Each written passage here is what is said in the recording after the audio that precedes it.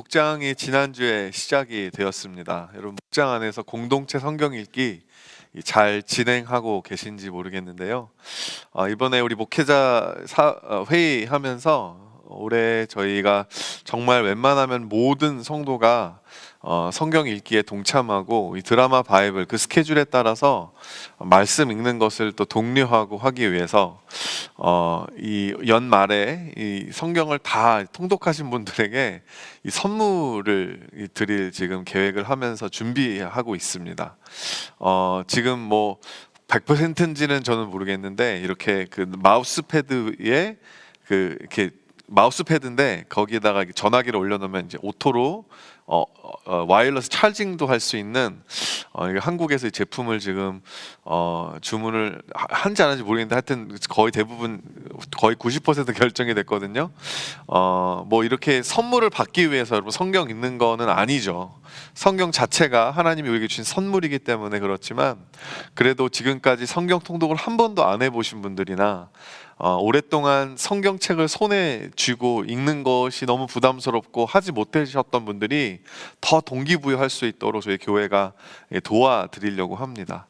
우리 다운타운에서도 그래서 정말 되도록이면 많은 분들이 성경 통독 참여하시고 또 잘 완주하셔서 우리 연말에 또 선물도 교회로부터 받을. 지난번에 우리 아침에 그 기도 캠페인 하면서 우리 텀블러도 했었잖아요. 비슷하게 하는 거니까 이번에는 근데 하지만 1년 내내 하는 것이기 때문에 여러분 더 결정하시고 정말 마음 가운데 다짐하시고 우리 끝까지 성경 읽도 끝까지 완주하시기를 바랍니다. 오늘 말씀 전하도록 하겠습니다. 건강한 기독교 신앙은 올바른 지식과 뜨거운 체험의 균형으로 만들어집니다. 올바른 지식과 뜨거운 체험 이 두 가지는요 이분화되어서 생각할 수 없습니다. 우리가 말씀을 통해서 복음의 진수를 깨닫게 되면 뜨거운 성령 체험으로 이어질 수밖에 없습니다. 그리고 우리가 성령 체험을 먼저 한 경우라면 이 나에게 지금 일어나고 있는 이 성령의 역사가 무엇일까 너무너무 궁금해서 이 말씀의 지식을 구할 수밖에 없게 됩니다. 이 한 가지만 가지고 우리가 신앙생활을 온전히 할 수 없어요. 저 같은 경우는요, 저는 체험을 먼저 했습니다.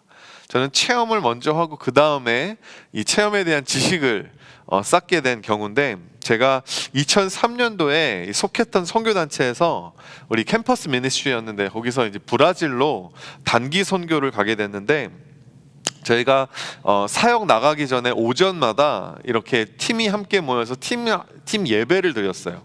근데 예배를 드릴 때마다 이 성령의 강력하신 임재를 매번마다 경험했습니다. 정말 방언이 터지고 땅바닥에 쓰러지고 어떤 지체는 깔깔거리면서 막 웃으면서 막 땅바닥을 굴러다니고, 이게 그 선교지가 아니라 우리 팀원 안에서 있었던 일이었습니다. 그리고 오후에 이제 노방전도를 나가면 지나가던 행인들이요, 정말 약속이라도 한 것처럼 수십 명에서 수백 명씩 광장에 모여서 저희가 준비한 월십 댄스, 대단한 것도 아니에요.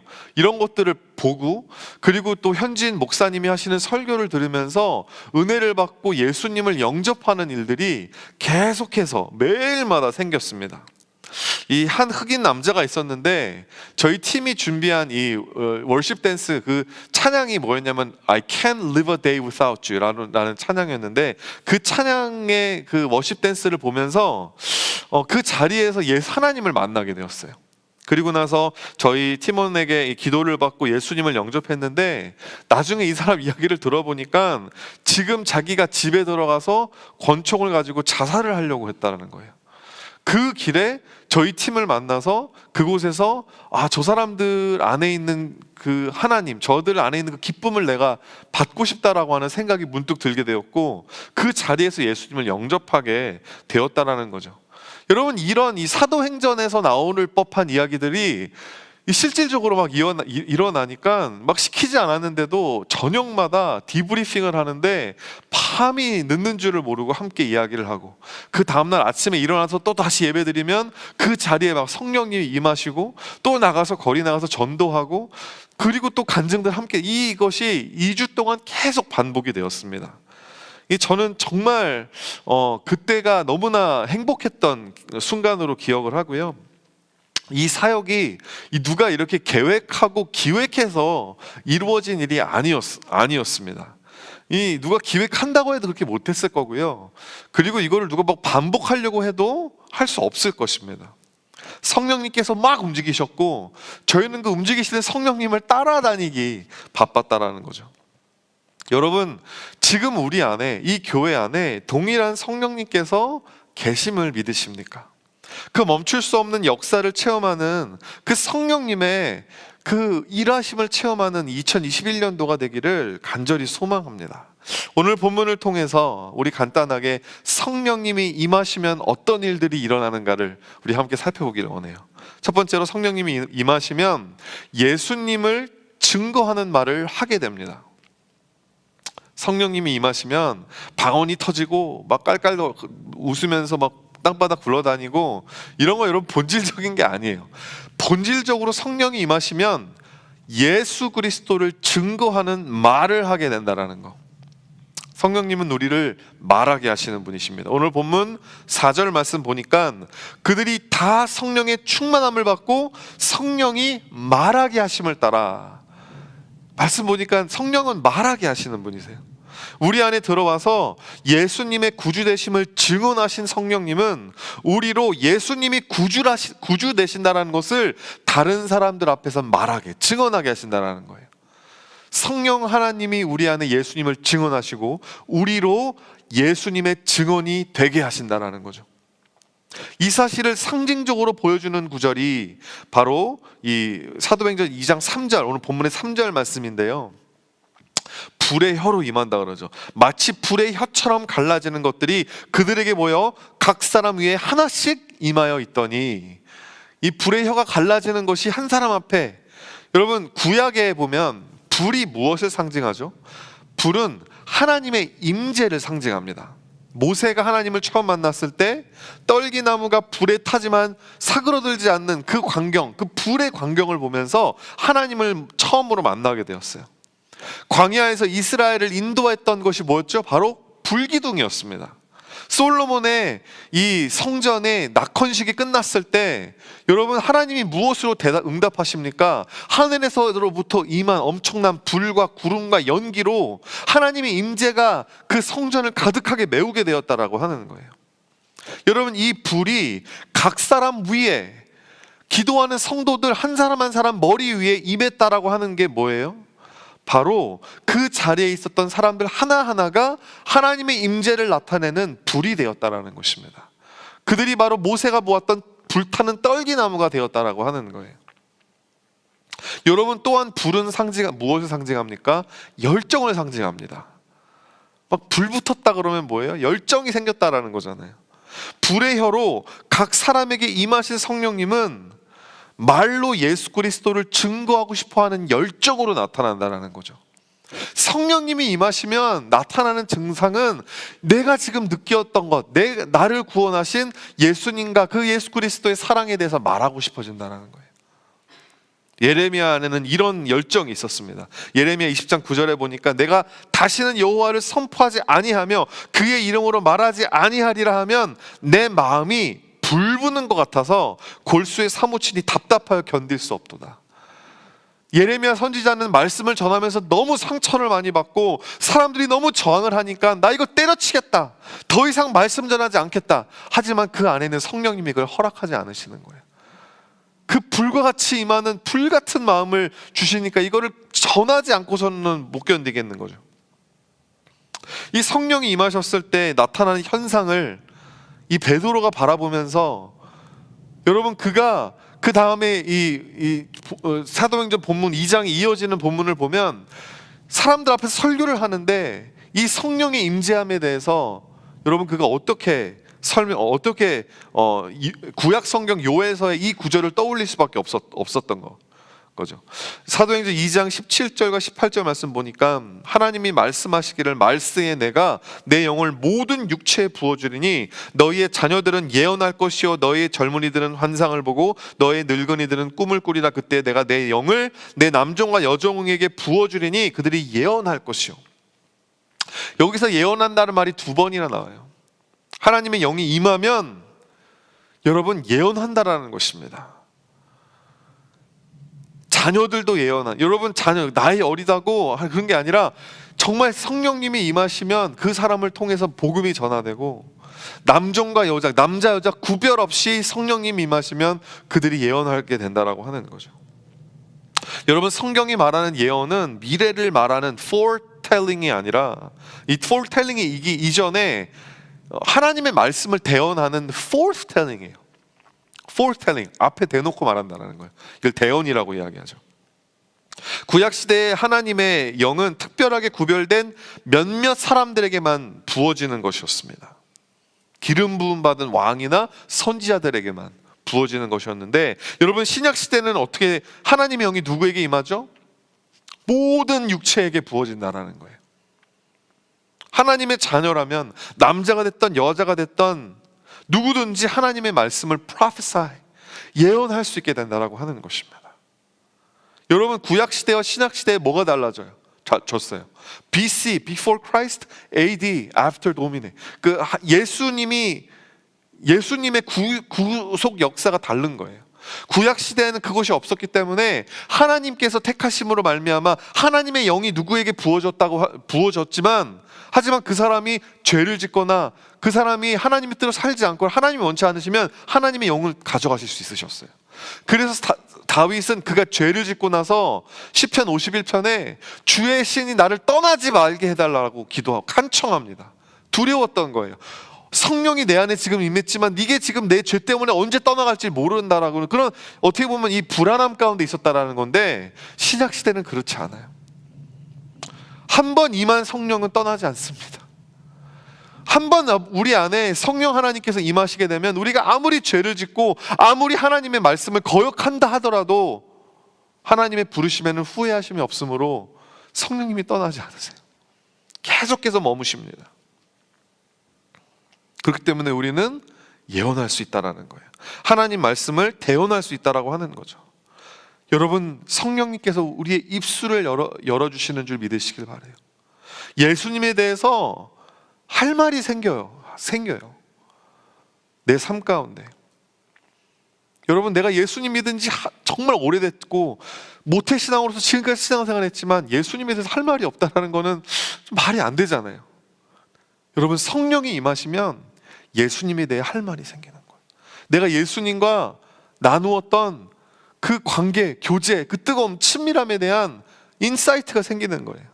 그리고 그 말이 하고 싶어집니다. 이거는 사람의 성격과 성향과 무관한 것입니다. 여러분, 그래서 그 말이 하고 싶고 너무 하고 싶다 보니까는 나중에는 언젠가 하게 되는 거예요, 그 말을.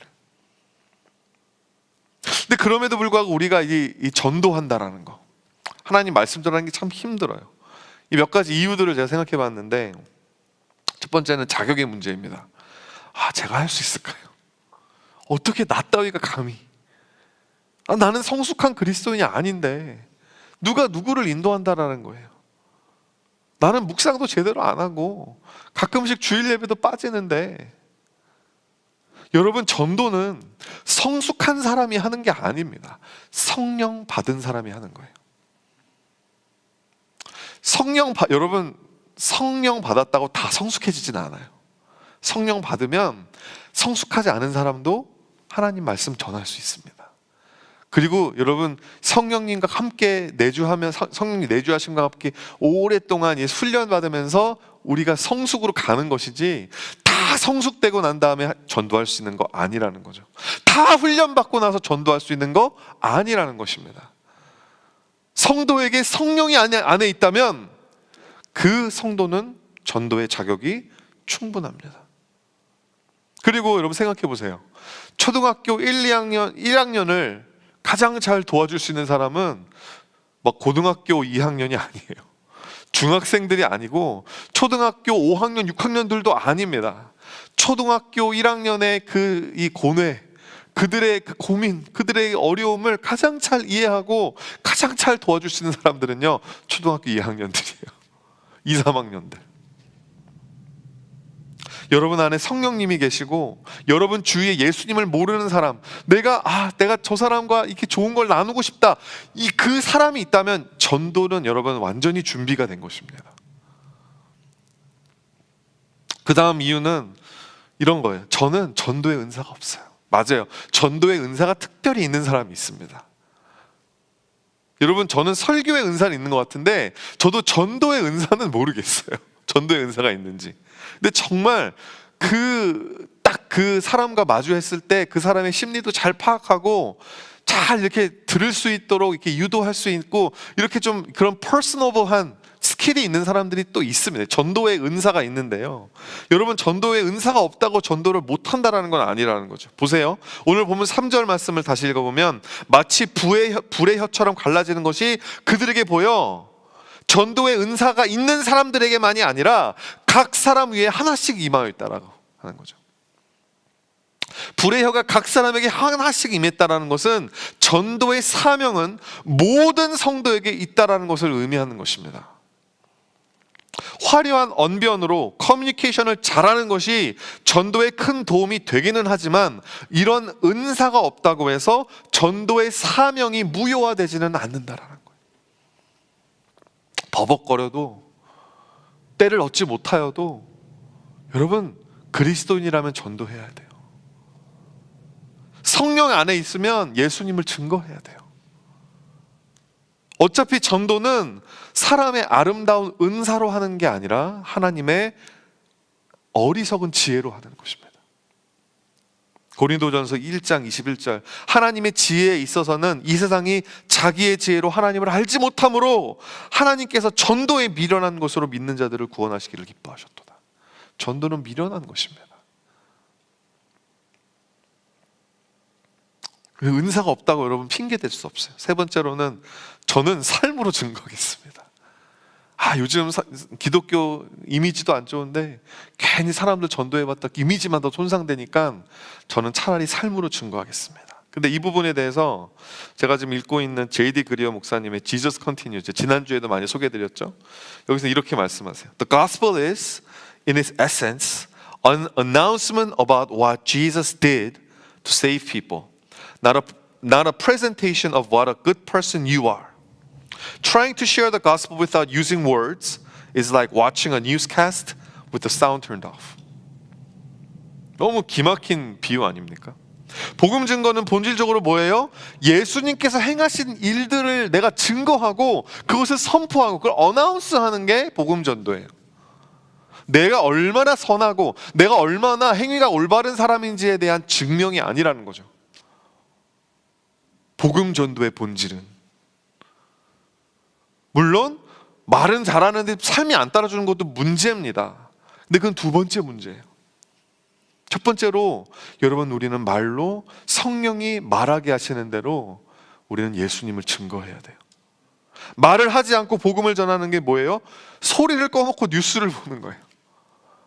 아나운서 표정을 보니까 뭔가 심각한 일이 생기긴 한 것 같은데 무슨 일인지 모르겠는 거예요. 말이 안 들리니까.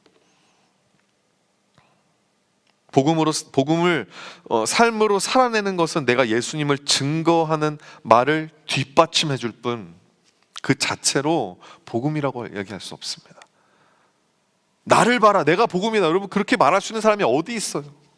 하나님, 예수님 외에는 없어요. 우리는 그래서 우리의 말로, 우리가 가지고 있는 손가락으로 예수님을 가리켜야 돼요. 계속. 이게 정확하게 가르치려면 여러분, 말하지 않고서는 안 됩니다.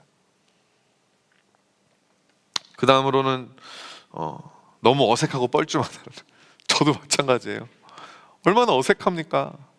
누구한테 전도하려고 하는 게 되게 갑자기 막 웃고 막 농담하던 사이였는데 갑자기 진지해지고 얼마나 막 이불킥하게 되잖아요.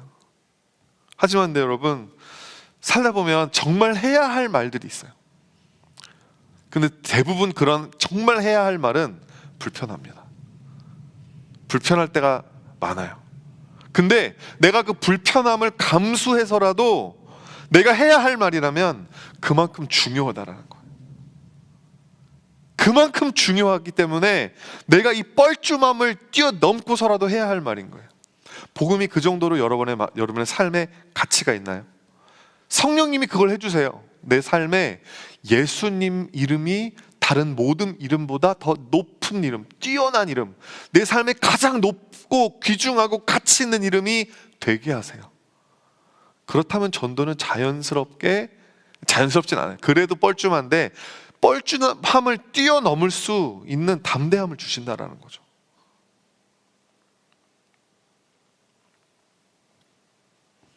그 다음에는 이런 것도 있어요. 내 주위에는 교회 다니는 사람들밖에 없어요. 이건 여러분 사실은 제 문제이기도 합니다. 그래서 저도 기도해요. 하나님, 전도할 수 있는 사람 좀 붙여주세요. 그래서 얼마 전에 하나님 붙여주셨어요. 제가 지난번에 말씀드렸고, 이제는 뭐 교회 안에 모르시는 분들이 없을 텐데, 저희 집에서 이렇게 좀 사고를 당해가지고 크게 다쳤던 분이 있잖아요. 그분이 퇴원하셨습니다.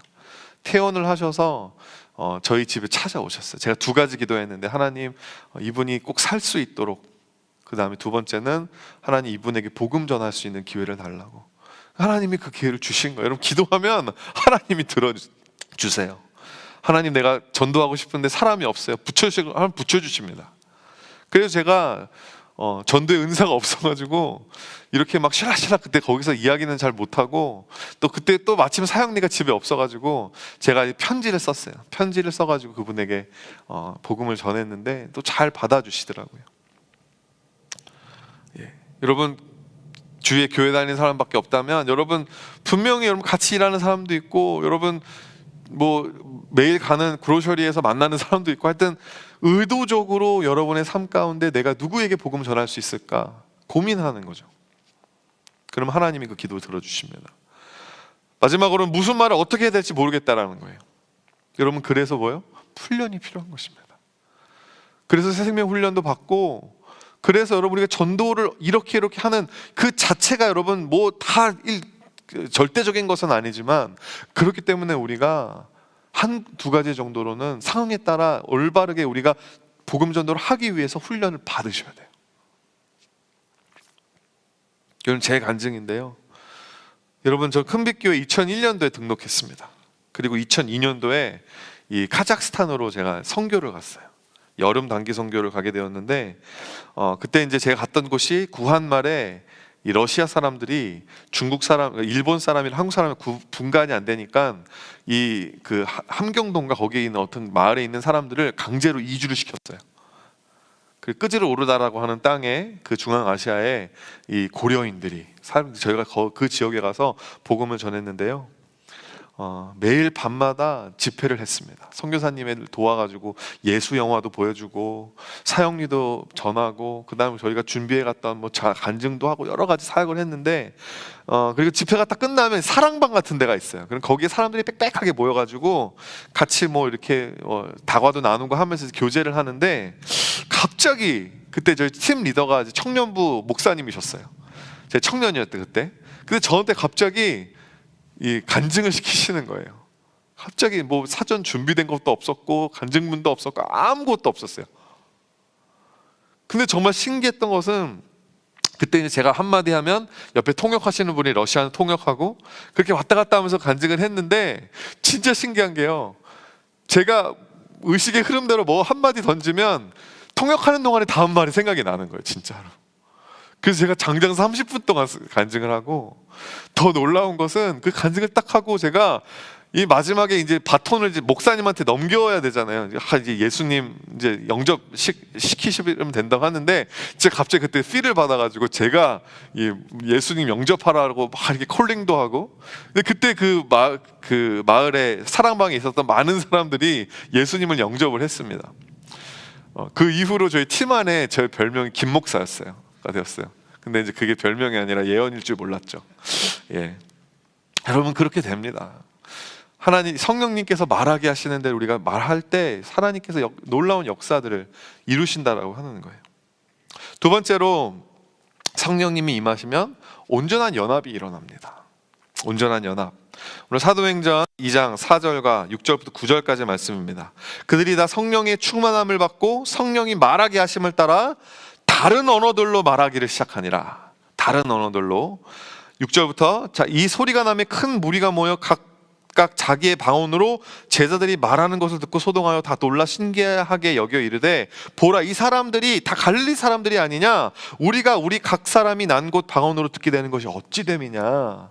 여러분, 여기서 이야기하는 방언은 우리가 개인 기도하면서 막 탐바라바라바라 하는 그런 방언이 아니라요. 저 사진 보여주실래요? 이 방언입니다. 이 영어로 하면 다이렉트인데, 그 사진 없나요?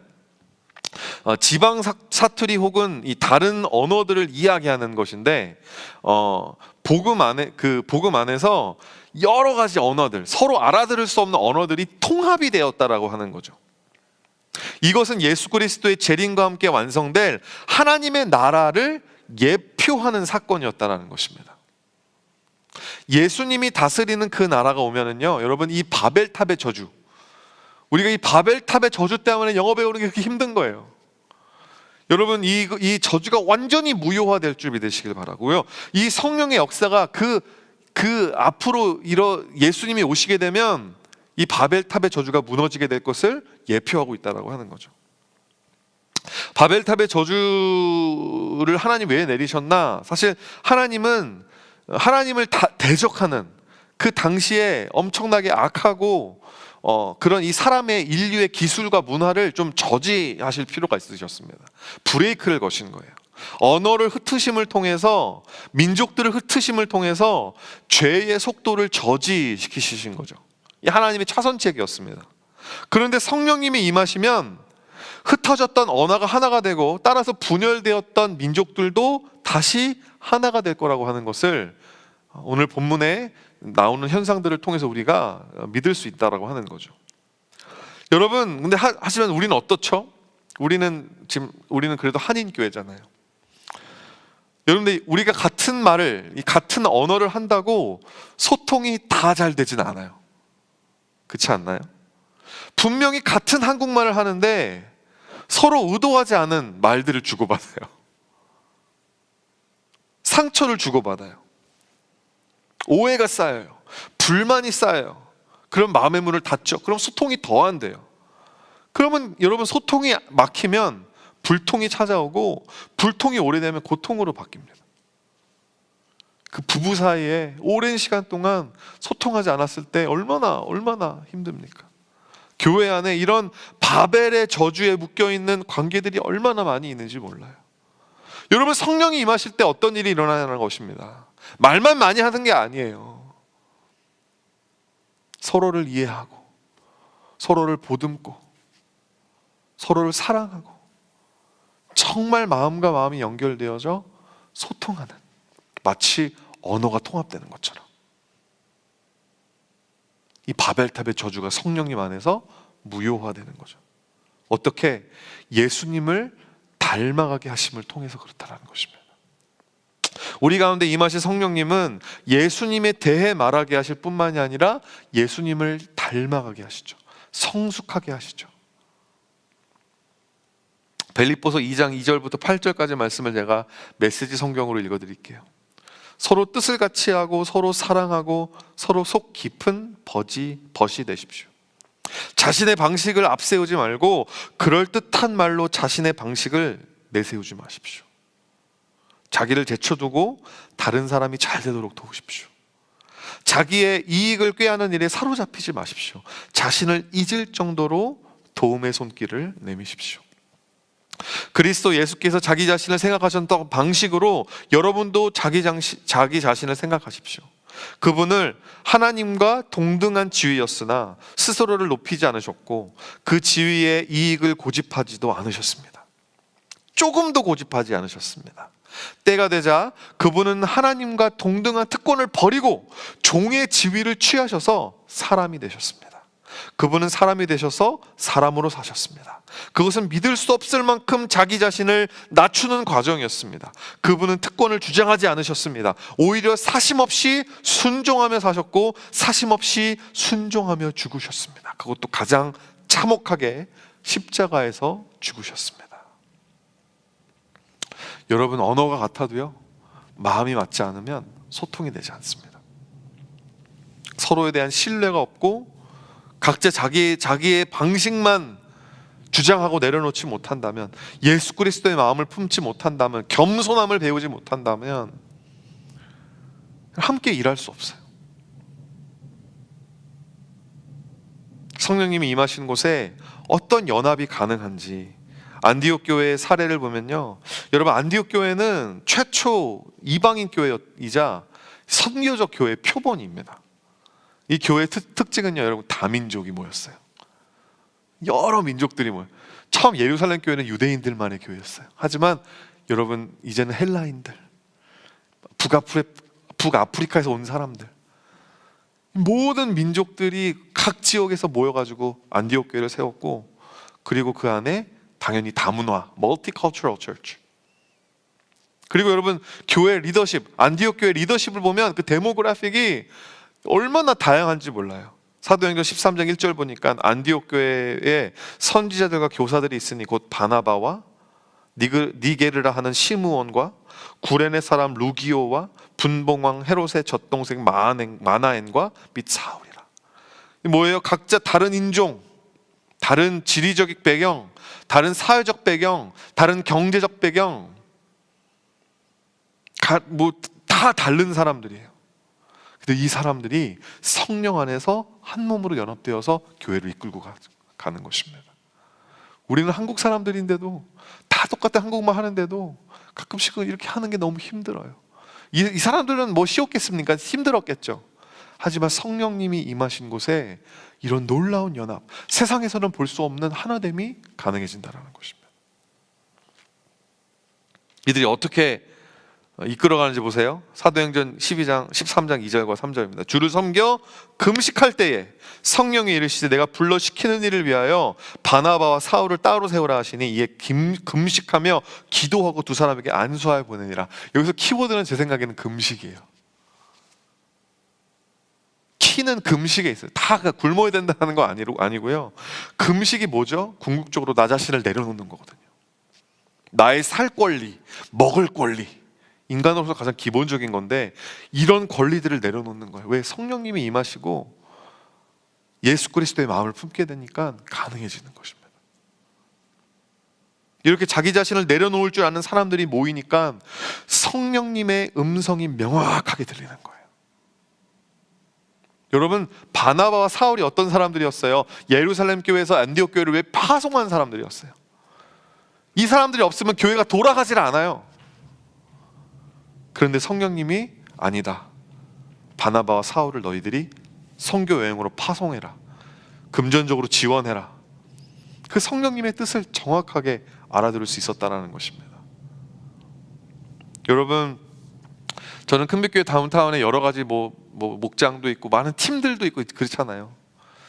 저는 이렇게 꿈꿉니다. 정말 우리 목장과 우리 팀들과 우리 모든 이 사역하는 공동체들이 1시간 동안 기도하고 10분 회의하고 끝나는. 여러분들, 그게 아니에요. 우리는 대부분 형식적으로 10분 기도하고 1시간 동안 회의하면서 싸웁니다. 그게 아니에요. 1시간 동안 기도하고 10분 형식적으로 회의하는 거예요. 이미 1시간 기도하면서 마음 다 맞았어요. 이미 성령님의 그 인도하심이 정확해졌어요. 명확해졌어요. 그럼 더 이상 회의할 게 없는 거예요. 여러분, 지금 함께 만날 수 없는 이 시기는요, 그 어느 때보다 성령 안에서 이 하나됨을 꿈꾸는 것, 이 한 마음을 품는 것이 중요합니다. 마지막 세 번째로, 성령님 임하시면 교회가 세워집니다. 근데 어떤 교회가 세워지느냐가 중요하죠. 무엇을 위한 교회일까요? 영혼 구원을 위한 교회예요. 영혼 구원을 위한 교회. 오늘 본문은 오순절 날에 일어난 일이죠. 지금은 이제 오순절에 우리는 개신교에서 성령 강림절이라고 이야기합니다. 왜? 오순절 날 성령님께서 이렇게 강림하셨기 때문에. 근데 오순절은 구약에서 온 유대인들의 절기고요. 이 오순절은 다른 이름들이 많습니다. 초실절도 있고 맥추절이라는 이름도 있습니다. 이게 뭐예요? 하나님이 이스라엘에게 주신 이 추수, 첫 곡식, 이거를 감사하는 절기였어요. 오순절이. 여러분, 오순절에 임하신 성령님은 그리스도께서 자기 자신의 삶과 죽음과 부활로 심으신 것을 성령님이 추수하시기 위해서 오신 것입니다. 오순절, 성령 강림절은 예수님이 뿌린 씨앗을 거두는, 추수하는 그런 날이었다라는 거예요. 농부가 여름 내내 흘린 땀의 결실을 곡식으로 추수한 것처럼 예수님께서 십자가에서 자신의 모든 것을 걸고 모든 것을 쏟아부어서 생명까지 내어주신 그 씨앗으로 받은 결실이 바로 교회라는 거죠. 많은 영혼들의 구원으로 이어지게 되는 것입니다. 여러분, 아니나 다를까 성령님이 임하시고 거기서 교회가 태어나니까 그 교회가 어떤 일을 하게 됩니까? 사도행전 2장 41절, 그 말을 받은 사람들은 세례를 받으매 이날의 신도의 수가 3,000이나 더하더라. 여러분, 그 당시 세례라고 하는 것은 내가 어떠한 조직에, 내가 어떠한 이 패밀리에 들어가겠다라고 하는 걸 표현하는 행위였어요. 생판 예수님 한 번도 들어보지 못했던 사람들이 이제는 내가 예수님과 함께 죽고 사는 그리스도인이 되겠습니다. 예수 그리스도의 제자가 되겠습니다. 3,000명의 세례 받은 거예요. 교회가 된 거예요. 영혼 구원이 일어나게 된 거죠. 여러분, 소방서에 보면 여러 가지 잡 디스크립션이 있잖아요. 어떤 사람은 소방차를 운전하는 사람, 어떤 사람은 사이렌을 트는 사람, 어떤 사람은 호스를 정리하는 사람, 어떤 사람들은 누가 신고하고 사고 전화를 하면 그걸 받고 인포메이션을 적고 하는 사람, 이런 많은 사람들이 있을 거예요. 다른 직분들이 있을 것입니다. 그러면 이 모든 사람들이 무슨 일을 하고 있는 건가요? 다 각자 자기 일을 열심히 하지만 궁극적으로 불 끄는 일을 하고 있는 거예요. 호수를 정리하고 있지만 나는 불 끄는 일을 하고 있는 거예요. 내가 전화를 받고 있지만 나는 불 끄는 일을 하고 있는 거예요.